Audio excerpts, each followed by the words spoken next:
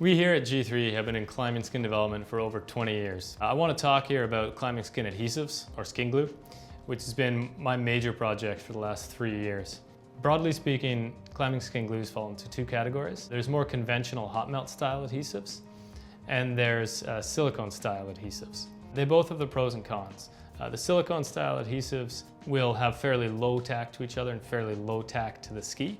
That makes them fairly easy to handle. They don't pick up, dog fur quite as much, stick to gloves as much. They are great for one big climb, one big descent. Less appropriate for doing many laps in a powder day in, say, the BC backcountry. Hot melt glues, very aggressive, very strong tack. They'll go on the skis over and over again, and they can be tweaked to go to very cold temperatures and still maintain their tack. But they'll take a little bit more strength and a little bit more work to pull off a ski base and to pull off from themselves when they're folded glue to glue. Because of these, G3's chosen to go with a hot melt adhesive for all of our skins. This is the type of adhesive that we've always used, and we find that it means that when we're out touring in the backcountry, we get reliable grip lap after lap after lap. And that's really what we want. We want to make sure that we're putting you out with a product that has a glue that's going to work for you no matter what you've been through. G3 and our partners have put a ton of work into designing and formulating our glue. We've been very strong about wanting a glue that's going to be able to reapply over and over again, one that's going to work to very cold temperatures, one that's going to be friendly to work with, non-toxic because we process it ourselves, and one that's going to last and be durable. What you have in your skins here is the formulation that we've come up with. It's a blend of thermoplastic materials, making it a hot melt adhesive. We've addressed the non-toxicity by using a formulation which is 100% solids.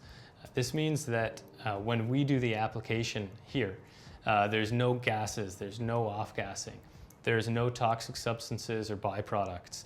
We're really happy about this. We don't have to wear masks when we're processing it. We don't need to worry about touching the raw materials. What it does mean is it gives us some more challenges in processing the glue.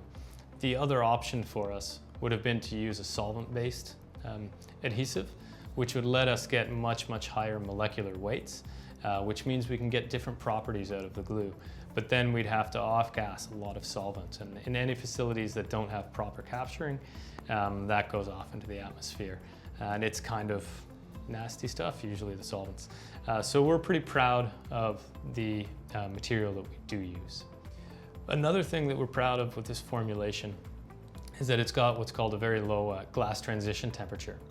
What this means is that down to -30 degrees Celsius and below, this glue will still remain a semi-solid, semi-liquid, and still be able to tack onto your ski. Below the glass transition temperature of any material, it becomes like a solid, and then the glue would lose its tack. The G3 hot melt glue has the lowest glass transition temperature of any glue that we've tested in the lab, and we're really proud of that. That means that you can go out in Arctic conditions and really cold days and still be confident that your skins are going to stick to the base of your ski.